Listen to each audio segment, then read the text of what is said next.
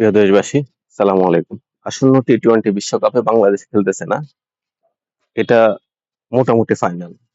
এটার একমাত্র কারণ হচ্ছে বাংলাদেশের মানুষের ইগো। যেহেতু তামিম ইকবাল বলেছেন যে এরকম একটা সিদ্ধান্ত পরবর্তীতে আসবে, সেটা আগে নিলে ভালো হবে।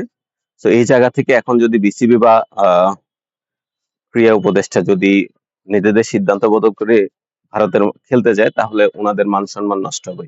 এই একটি কারণে বাংলাদেশ ক্রিকেট বোর্ডের আসন্ন টি-টোয়েন্টি বিশ্বকাপ খেলা হচ্ছে না। তো একজন ক্রিকেটারকে এই জন্য দালাল বলা হয়েছে যে উনি বাস্তবতা বুঝে, যেহেতু দীর্ঘদিন যাবৎ খেলার সাথে ছিলেন, খেলা বুঝেন, তিনি এই জন্য কথাটি বলেছিলেন। তো আজকের পরিস্থিতির জন্য বাংলাদেশ ক্রিকেট বোর্ড তথা ক্রীড়া উপদেষ্টা দায়ী। বাংলাদেশ ক্রিকেট বোর্ড না খেললে কি হবে না হবে হয়তো আপনাদের এটাতে কিচ্ছু যায় আসে না, কারণ বাংলাদেশ ফুটবল বর্তমানে 182 নাম্বার র্যাঙ্কিং এ আছে, এটাতেও কিচ্ছু যায় আসে না। তো বাংলাদেশ ক্রিকেটও একদিন এভাবেই হারিয়ে যাবে, তাতেও আপনাদের কিচ্ছু যায় আসবে না, কারণ কিছুতেই কিছু যায় আসে না। বাংলাদেশ একটা সাইকেল কিনতে গেলেও ইন্ডিয়াতে যেতে হয়। আপনি কি বাংলাদেশে একটা সুতা তৈরির জন্য যে মেশিন লাগে, সেই মেশিনটাও আপনি বাইরের দেশ থেকে আনতে হবে।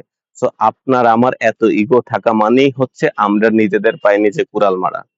তো এই বিষয়গুলোকে বিশ্লেষণ করে আমাদের উচিত নিজেদেরকে নমনীয় হয়ে আমাদের যেই জায়গাগুলা থেকে 2 টাকা ইনকাম আসবে সেই জায়গাগুলোতে ছাড় দিয়ে নিজেদেরকে সহনীয় পর্যায়ে নিয়ে যাওয়া।